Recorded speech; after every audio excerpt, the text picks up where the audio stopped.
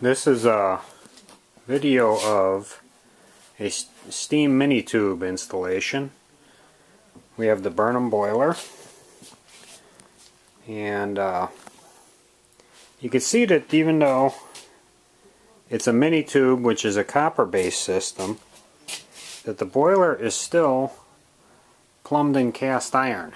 We still got a header, and it's a 4-inch header. It's the smallest Burnham boiler there is. It's still a 4-inch header, and that's just because we want the threaded joints over the boiler. And here we have the takeoff right here, and that's brass, and then it goes to a valve, and then it's into 1-inch copper, which is the steam mini tube main. We come across and we have the hanger on the outside of the pipe so we don't get expansion noises. This is 3/8 inch tubing, and that goes up to the second floor to a Beacon Morris heater.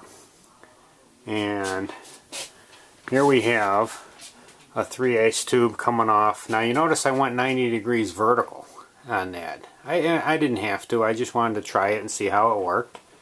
And it does work, but it is slower to get the steam than the ones at a 45-degree angle.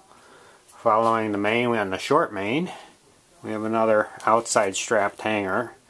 Then we have a 45-degree angled 3/8 tube that goes to a heat exchanger tank.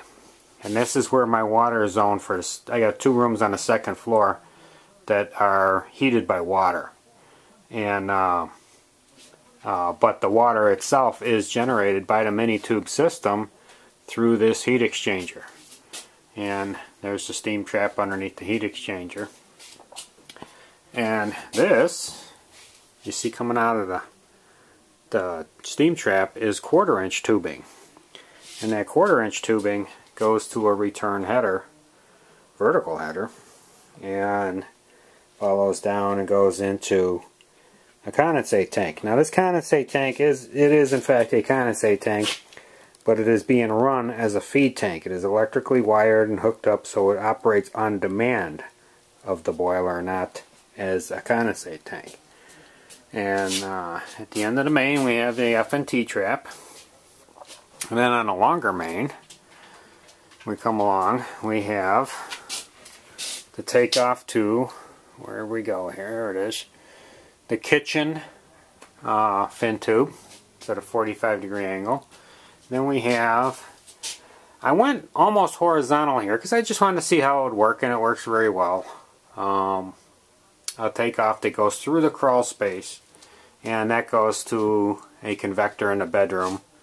And then the end of that main also has an F&T trap, which goes down and ends up back at the condensate tank.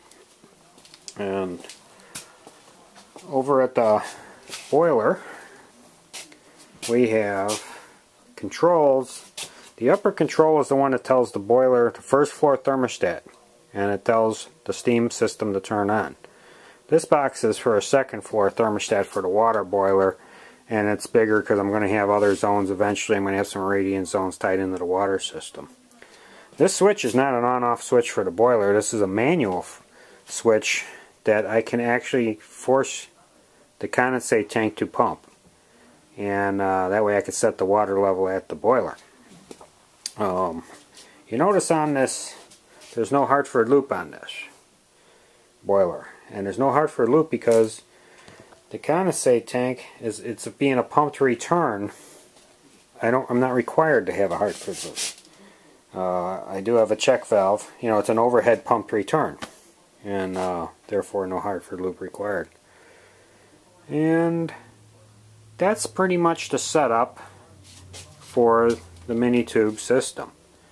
And the boiler, you know, I did do a drop header on it, double drop header actually. I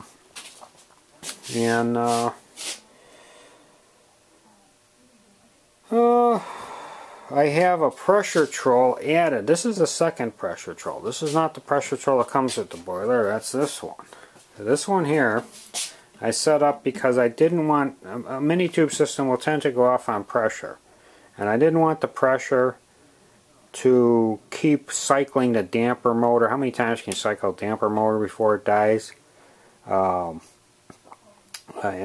what I did was I interrupted the MV wire with the pressure control, with this pressure control, and that way when I go off on pressure, I just knock out the fire. The control doesn't cycle the damper this way, and just less wear and tear on the boiler when it does go off on pressure. And I have that set, may not be able to see in the video, but it's set way down low at about 2 pounds, and it works just fine.